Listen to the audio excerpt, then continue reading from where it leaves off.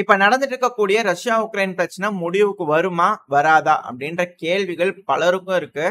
அதுக்கான காரணம் என்ன? முடிவுக்கு வரணும் அப்படின்னா பேச்சுவார்த்தைக்குள்ள போகணும். பேச்சுவார்த்தைக்கு போறதுக்கு ஜெலன்ஸ்கி அவர்கள் ரெடியா இருக்கிறாருன்னா இல்ல. அவர் திரும்பவும் வெற்றி பிளானை வச்சுக்கிட்டு அதை பத்தியே தான் பேசிட்டு இருக்காரு. சரி, அந்த வெற்றி பிளான்ல என்ன இருக்கு அப்படின்னு கேட்டீங்கன்னா, நாட்டோல சீக்கிரமா சேரணும், ஈயூல சீக்கிரமா சேரணும், அதிகமான ஆயுதங்கள் வேணும், அதுவும் லாங் ரேஞ்ச் ஆயுதங்கள் ரஷ்யாக்குள்ள தாக்குறதுக்கான பர்மிஷன் வேணும். இந்த 3ல ஏதாவது கிடைச்சிச்சா அப்படின்னு கேட்டீங்கன்னா இல்ல. இருந்தாலும் அந்த வெற்றி பிளான் சக்சஸ் ஆயிருச்சு. எல்லாரும் பேசிக்கிட்டு இருக்காங்க. எல்லாரும் இன்வால்வ் ஆகுறாங்க. எல்லாரும் அதுக்கு வந்து ஆதரிக்கிறாங்க அப்படிங்கிறது போல செய்திகள் இருந்தாலுமே, அதுக்கு ஏதாவது கிடைச்சிச்சா? அப்ரூவல் கிடைச்சிச்சானா இல்ல. ஏன்னா ஜெலன்ஸ்கி அவர்களுக்கு இன்விடேஷன் கிடைச்சதுன்னா அதுக்கு பெரும் பேசுபொருளா மாறி இருக்கும். ஏதாவது நடந்திருக்கும் இல்லையா? சோ அதுவும் நடக்கல. சோ அப்போ பிரச்சனை முடியுமா? முடியாதா? அப்படின்ற கேள்விகள் பலருக்கும் இருக்கு. பேச்சுவார்த்தைக்கும் போல பர்மிஷன் கிடைக்கலன்னா என்ன இதே போல ஜவ்வு முட்டாய் மாதிரி இன்னும் பல வருஷங்களுக்கு இழுக்குமா இந்த ரஷ்யா உக்ரைன் பிரச்சனை அப்படிங்கிற ஆதங்கம் பலருக்கும் இருக்கு. ஆனா களத்துல வந்து பாத்தீங்கன்னா ரஷ்ய தரப்பு வந்து பெருமளவுல முன்னேறிட்டு இருக்காங்க. ஒருவேளை உக்ரைன் என்ன நினைக்கிறாங்க? முழு உக்ரைனையும் போர் மூலியமா ரஷ்யா பிடிச்சதுக்கு அப்புறம் பிடிச்சுக்கிட்டோம் அப்படிங்கிறத நினைக்கிறாங்களா அப்படின்ற கேள்விகள் வருது. பட் எது எப்படியோ இப்ப களத்துல கூட வந்து பாத்தீங்கன்னா உக்லிடார் இது பெருமளவுல பேசுபொருளா மாறிட்டு இருக்கு இல்லையா? இந்த உக்லிடார் பகுதியை சுத்தி வளைச்சிட்டாங்க ரஷ்ய தரப்பு வந்து. பட் இருந்தாலும் அங்க பேச்சுவார்த்தை நடந்துட்டு இருக்கு. ஏன்னா 2000க்கும் மேற்பட்ட வீரர்கள் அங்க இருக்கலாம் அப்படிங்கிற சொல்லப்பட்டு வருது. மினிமம் பேர் மினிமம் 500ல இருந்து 2000 வீரர்களுக்குள்ள அங்க இருக்கலாம். ஆனா இப்படி இருக்கும்போது 72வது மெக்கனைஸ் பிரிகேட் அந்த உக்லிடா டிஃபெண்ட் பண்ணிட்டு இருக்கக்கூடிய உக்ரைனோட பிரிகேட், அந்த பிரிகேடோட கமாண்டர் இருக்கிறார் இல்லையா கர்னல் இவானோவ். சோ அவர் வந்து பாத்தீங்கன்னா சக்சஸ்ஃபுல்லா டிரான்ஸ்பர் ஆயிட்டாங்க. அப்படி டிரான்ஸ்பர் ஆனதுக்கு அப்புறமா அங்க இருக்கக்கூடிய பிரிகேடுக்கு நன்றிகள் சொல்லியிருக்கிறாங்க. பிரேக் த்ரூ ஆபரேஷன் ட்ரை பண்ணியிருந்தாங்க சில நேரங்கள்ல. டேங்குகள்லாம் ரஷ்யாவோட ட்ரோன்கள் வந்து தாக்குதல் நடத்திட்டு இருந்தது. மேபி அவர் அங்கிருந்து தப்பிச்சு போயிருக்கிறதுக்கு அதிகமான வாய்ப்புகள் இருக்கு. இது போல ஒரு பிரேக் ஆபரேஷன் பண்ணி உக்ரைன் தரப்புல இருந்து அங்க உள்ள இருக்கக்கூடிய உக்ரைனியனை மீட்டெடுக்கக்கூடிய வேலைகள் நடக்குமா அப்படின்ற கேள்விகள்லாம் வர ஆரம்பிச்சிருக்கு. இது வந்து களத்தில் நடக்கக்கூடிய விஷயங்கள். அது நம்ம மேப் வீடியோல பார்க்கும்போது தெளிவா என்னென்ன பகுதியில் என்ன நடக்குது அப்படிங்கறத பார்க்க ஆரம்பிச்சிடலாம். பட் ஆனா இப்போ தாக்குதலோட வீரியம் ரஷ்யாக்குள்ள பண்றது கம்மியா இருக்கா உக்ரைன் தரப்புல இருந்து கேட்டீங்கன்னா இல்ல. இப்பவும் பல ஒப்லாஸ்டுக்குள்ள பல ட்ரோன்கள், குறிப்பா 3 டிஜிட் ட்ரோன்கள் வந்திருக்கு அப்படிங்கிற சொல்லப்பட்டு வருது. ஏன்னா பிரியான்ஸ்க்கு, வோல்காகிரேடு, கர்ஸ்க், பெல்கிராட்னு பல ஒப்லாஸ்டுக்குள்ள உக்ரைனோட ட்ரோன்கள் பூந்து விளையாடி இருக்கு. சைட்ல வீடியோ பதிவுகளோட இருக்கும். பல இடங்கள்ல வெடி விபத்துகள் நடந்திருக்கு. பவர் ஸ்டேஷன்ஸ் அடிச்சிருக்காங்க. பல சிவிலியன் இன்ஃப்ராஸ்ட்ரக்சர் மேல தாக்குதல் பண்ணிக்கிறாங்க அப்படின்ற குற்றச்சாட்டுகள் ரஷ்யா தரப்பு வந்து இருக்கு. பட் ஆனா ரஷ்யாவோட கவர்மெண்ட் கிட்ட இருந்து எந்த மாதிரியான எழுப்புகள் வந்திருக்கு அப்படிங்கிற ஸ்டேட்மெண்ட் ஏதாவது கிடைச்சிங்கன்னா இல்ல. இதெல்லாமே லோக்கல் சோர்ஸ்க்குள்ள கொடுக்கக்கூடிய விஷயங்கள் தான். சைட்ல வீடியோ பதிவுகளோட இருக்கும். சரி, அதே போல ரஷ்யா உக்ரைனுக்குள்ள ட்ரோன் தாக்குதல் பண்ணிக்கிறாங்கன்னா பண்ணிருக்காங்க. மொத்தம் 22 ட்ரோன்கள் வந்ததாகவும் அதுல 15 ட்ரோன்களோட தலையை திருப்பிட்டோம் அப்படிங்கிற உக்ரைன் தரப்புன்னு சொல்லிக்கிறாங்க. ஆனா உக்ரைன்லயும் பல இடங்கள்ல வெடிசத்தங்கள் கேட்டதாகவும் சில இண்டஸ்ட்ரியல் ஃபெசிலிட்டிஸ் மேல தாக்குதல் பண்ணிக்கிறாங்க. வெடி விபத்துகள் பயங்கரமா இருந்துச்சு அப்படிங்கிற சொல்லப்பட்டு வருது. சோ இருதரப்புலையும் சொல்லக்கூடிய விஷயங்கள் உங்ககிட்ட சொல்லியாச்சு. நீங்க தான் அலசி ஆராய்ஞ்சு என்ன மாதிரியான விஷயங்கள் இங்க நடக்க இருக்கு அப்படிங்கிறத நீங்க புரிஞ்சுக்கணும். நீங்களே எடுத்துக்குவீங்க அப்படிங்கிறது போல நம்புறேன். 2வது மன்னிச்சுக்கோங்க, நம்ம சிஸ்டம்ல VMware இன்ஸ்டால் பண்ண நெட்வொர்க் புட்டுக்குச்சு. அதனாலதான் என்னால, ஏன்னா வைஃபை தான் கனெக்ட் பண்ணிட்டு இருக்கேன் இன்டர்நெட்.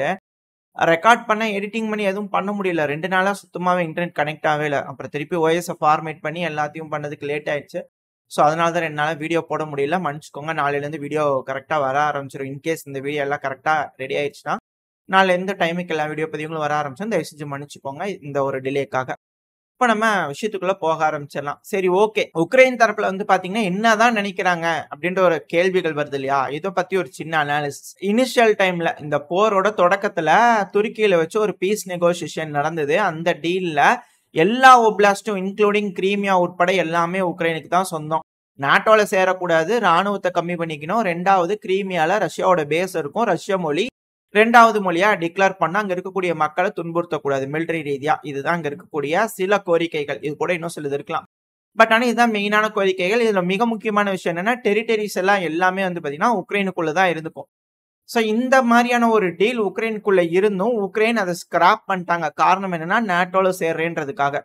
ஆனா இப்ப அதே நாட்டோ உக்ரைனை சேர்த்துக்கிறதுக்கு ரெடியா இருக்கான்னு கேட்டீங்கன்னா இந்த அளவுக்கு எஸ்கலேட் ஆகி இல்ல. சோ ஜெலன்ஸ்கி அவர்கள் என்ன கேட்கிறாரு?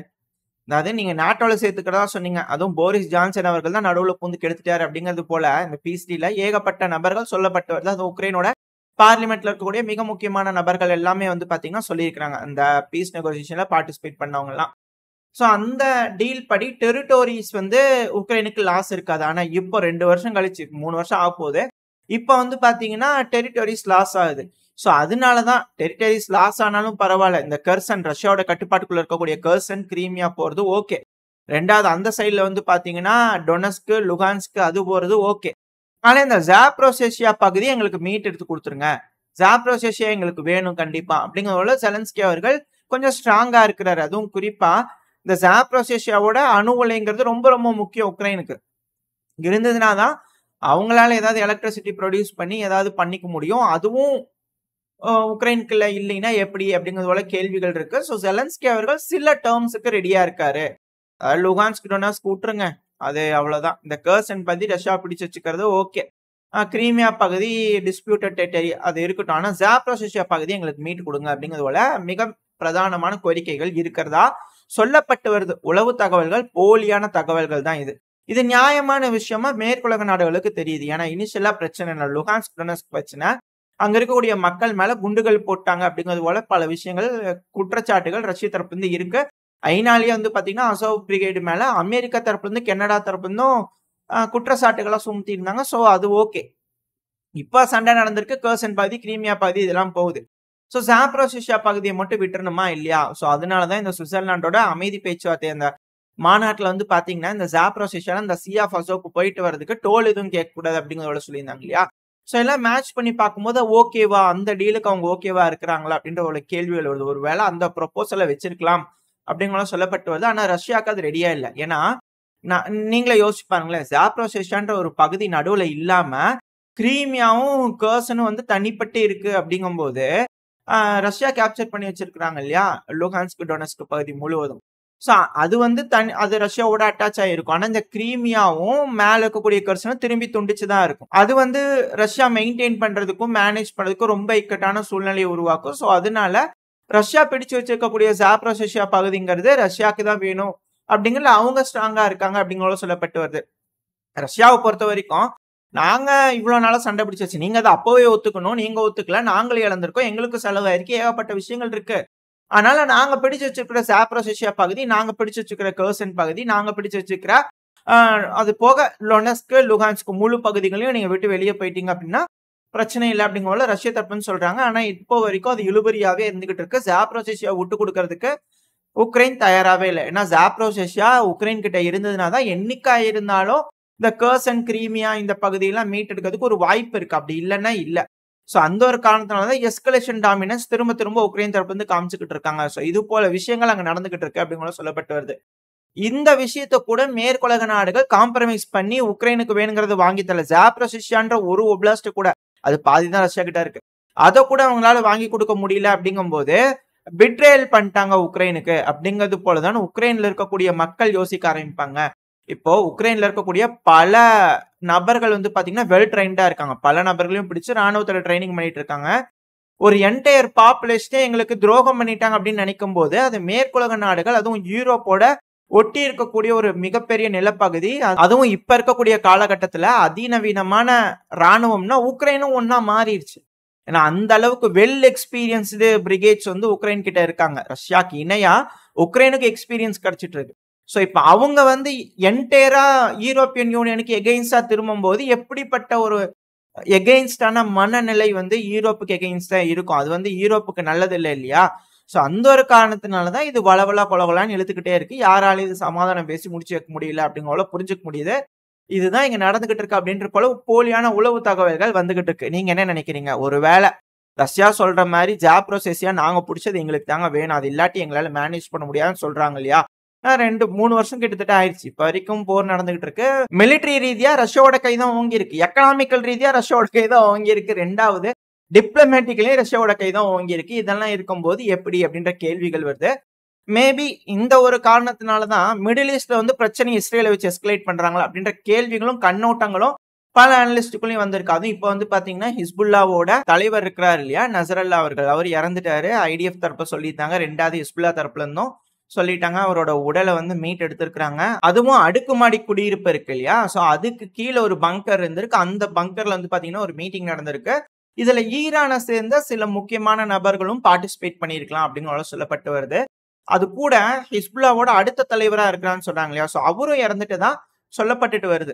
இப்ப அந்த பங்கர் வந்து பாத்தீங்கன்னா அந்த அடுக்குமாடி குடியிருப்புக்கு கீழே 30 மீட்டர் ஆழத்துல இருந்திருக்கு. சோ அந்த அளவுக்கு வந்து பாத்தீங்கன்னா, இஸ்ரேலோட மிசைல்ஸ் போய் தாக்குதல் பண்ணியிருக்குமா? ஒரு சில மிசைல்கள்லாம் சந்தேகம் தான். சோ இந்த தாக்குதலுக்காக மட்டுமே இது போல நசரல்லா இருக்கிறாங்க. நம்ம அவங்கள எலிமினேட் பண்ணியே ஆகணுன்றதுக்காக குறைஞ்சது 80 மிசைல்கள் கிட்ட இந்த பகுதியில தாக்குதல் பண்ணியிருப்பாங்க அப்படிங்கிற சொல்லப்பட்டு வருது. சோ அந்த ஒரு காரணத்தினால முதல்ல எக்ஸிஸ்ட் எல்லாத்தையும் சீல் பண்ணிக்கிறாங்க. அதுக்கப்புறம் ஒரு தாக்குதல் பண்ணிக்கிறாங்க. மிக பெரும் அளவுல பங்கர் பஸ்டர்ஸ் மிசைலை பயன்படுத்தி இது போல சேதாரம் விளைவிச்சிருக்காங்க. இதனால நசரல்லா அவர்கள் இறந்துட்டு தான் சொல்லப்பட்டு வருது. நான் முன்னாடியே சொன்ன மாதிரி தான் எஸ்கலேஷன் பெருமளவுல மாறிடுச்சு. இப்ப ஹிஸ்புல்லா மட்டும் தாக்குதல் பண்ணாம ஹவுதிஸா இருக்கட்டும், சிரியாவா இருக்கட்டும், ஈராக்கா இருக்கட்டும் பல ரெசிஸ்டன்ஸும் தாக்குதல் பண்ணிக்கிறாங்க. ஐடிஎஃப்பும் அக்செப்ட் பண்ணிக்கிறாங்க. ஆமா, பல மிசைல்கள் நம்ம பகுதிக்குள்ள வந்து விழுகுது. ஆனா ஓப்பன் ஸ்பேஸ்ல அங்கேயும் இங்கேயும் போய் விழுகுது அப்படிங்கிறது போல அவங்க தரப்புன்னு சொல்லியிருக்கிறாங்க. இழப்புகள் கொஞ்சம் கம்மி அப்படிங்கிறது போல இஸ்ரேல் தரப்புன்னு சொல்றாங்க. பட் ஆனா இப்போ அடுத்த தலைவர் யாரு அப்படிங்கிறது போல ஒரு கேள்விகள் வருது இல்லையா? அதை அனௌன்ஸ் பண்றதுக்கே கொஞ்சம் தாமதமாகும் ஹிஸ்புல்லா தரப்பு இருந்து அப்படிங்கிறதெல்லாம் சொல்லப்பட்டு வருது. ஏன்னா ஒன்ஸ் டிக்ளேர் பண்ணிட்டாங்கன்னா அவரை தாக்குதல் பண்றதுக்காக எல்லாரும் தயாராக ஆரம்பிச்சிருவாங்க இல்லையா? சோ அதனால ரீக்ரூப் ஆயிட்டு இருக்காங்க ஹிஸ்புல்லா தரப்பு இருந்து அப்படிங்கிறதெல்லாம் சொல்லப்பட்டு வருது. ரீக்ரூப் ஆனாங்கன்னா என்ன நடக்கும் அப்படிங்கிற போல கேள்விகள் வருது. இஸ்ரேல் தரப்புல இதுதான் சான்ஸ், உள்ள போய் அழுத்திடலாம். முதல்ல வந்து பாத்தீங்கன்னா பேஜர் வெடிச்சு பல ஹை லெவல் ஹிஸ்புல்லா மெம்பர்ஸுக்கும் காம்பேட் எஃபிஷியன்சி போயிடுச்சு. 2வது ஹிஸ்புல்லாவோட தலைவரை எலிமினேட் பண்ணிட்டாங்க. அப் பல இடங்கள்ல ஏர் ஸ்ட்ரைக் பண்ணிருக்காங்க. அதுவும் தொடர்ந்து தாக்குதல் இஸ்ரேல் தரப்பு வந்து ரொம்ப மோசமான தாக்குதல் லெபனானுக்குள்ள நடந்துட்டு இருக்கு அப்படிங்கிறது மாற்று கருத்துல. இப்ப வரைக்குமே லெபனானோட பிஎம் கொடுக்கக்கூடிய ஸ்டேட்மெண்ட் அடிப்படையில 10 லட்சத்துக்கும் மேற்பட்ட நபர்கள் அகதிகளா இல்ல இடம்பெயர்றதுக்கு வாய்ப்புகள் அதிகம் அப்படிங்கிற சொல்லிக்கிறாங்க. இதனால டைரக்டா அஃபெக்ட் ஆக போறது சிரியா, ஈராக், ஜார்டன் அந்த பகுதியில இருக்கவங்க, இந்த சவுதி இந்த பகுதியில இருக்கிறவங்க அதிகமா பாதிப்படைறதுக்கு வாய்ப்பு இருக்கு. ஈராக்கா இருக்கட்டும் இல்ல அதுக்கு பக்கத்துல இருக்கக்கூடிய ஈரானா இருக்கட்டும், எல்லாருமே பாதிப்படைறதுக்கு வாய்ப்புகள் இருக்கு. இப்ப இதுக்கப்புறம் என்ன மாதிரியான முடிவுகள் ஈரான் தரப்பு வந்து எடுக்க போறாங்க? எஸ்கலேஷன் எந்த அளவுக்கு இருக்க போகுது? தாக்குதலோட வீரியத்தை இன்க்ரீஸ் பண்ண போறாங்களா? ஏன்னா ஒரு தலைவரா இருந்திருக்காங்க. சோ இதுக்கான பதிலடிகள் எப்படி இருக்க போகுது? ஈரான் டைரக்டா குதிக்க போறாங்களா? இல்ல திரும்ப வெயிட் பண்ண போறாங்களா? இந்த ரஷ்யா உக்ரைன் பிரச்சனை முடியறதுக்காக வெயிட் பண்ண போறாங்களா? அப்படின்ற கேள்விகள் வந்திருக்கு. இப்ப வரைக்கும் ரஷ்யா உக்ரைன் பிரச்சனை முடியிற மாதிரி இல்ல. சோ அந்த ஒரு காரணத்துல வந்து இங்க எஸ்கலேட் பண்ணி எல்லாத்தையும், ஏன்னா உக்ரைனுக்கு ஒரு வெயிட் கொடுக்கணும்னா பல பிரச்சனையை தீர்க்கறதுக்காக தான் எல்லாரும் பேசிட்டு இருக்காங்க. சோ எல்லா பிரச்சனையும் ஒன்னா உட்காந்து தீர்க்கும் போது மேபி மேற்குலக நாடுகளுக்கு ஒரு வெயிட் இருக்க மாதிரி இருக்கு இல்லையா நெகோசியேஷன்ல. இதுக்கு ரஷ்யா ஒத்துக்குவாங்களா அப்படின்ற கேள்விகள் வருது இல்லையா? ஏன்னா ரஷ்யாவுக்கு ஈரான்ங்கிறது ரொம்ப ரொம்ப முக்கியம். நம்ம முன்னாடியே பல தடவை சொல்லியிருப்போம். சோ இந்த பிராந்தியத்துல பிரச்சனைகள் பெருசாயிட்டு இருக்கும் போது ஒண்ணுமே பண்ண முடியாது. இது மேற்குலக நாடுகளுக்கும் சரி, ரஷ்யாவுக்கும் சரி. ஒரு வேளை ரஷ்யா இந்த பகுதியில ஸ்ட்ராங் பண்ணி எல்லாம் ரெடி ஆயிட்டாங்கும் போது மேற்குலக நாடுகள் போடக்கூடிய கேம்பல்ல திரும்பவும் மிக பெரும் அளவுல ஃபெயில் ஆயிருவாங்க. ஏன்னா ஆல்ரெடி அங்க ஃபெயில் ஆயிட்டாங்க இல்லையா? சோ இங்கேயும் ஃபெயில் ஆயிருவாங்க அப்படிங்கிற போல சில அனலிஸ்ட் தரப்புன்னு சொல்லப்பட்டு வருது. பட் எது எப்படியோ இஸ்ரேலோட நடவடிக்கை எப்படி இருக்க போது, இதுக்கு ஹிஸ்புல்லாவோட நடவடிக்கைகள்லாம் இதுக்கப்புறம் எப்படி இருக்க போகுது அப்படிங்கிறது தொடர்ந்து அடுத்த பையில பார்க்க ஆரம்பிச்சிடலாம். இதோட இந்த பதிவை நான் முடிச்சுக்கலாம். இந்த பதிவு எப்படி இருந்துச்சு, உங்களுக்கு பிடிச்சிருக்கா? பிடிச்சுன்னா லைக் பண்ணிட்டு உங்க ஃப்ரெண்ட்ஸ் அண்ட் ஃபேமிலியோட ஷேர் பண்ணிக்கோங்க. அது கூடயே மறக்காம இந்த பதிவு எப்படி இருந்துச்சு அப்படின்ற உங்களோட கருத்துக்களை கமெண்ட் செக்ஷன்ல சொல்லுங்க. இந்த பதிவு நல்லா இருக்குன்ற நம்பிக்கையில அடுத்த பையில உங்களை சந்திக்கிறேன். அது வரைக்கும் ஸ்டே சேஃப். பை.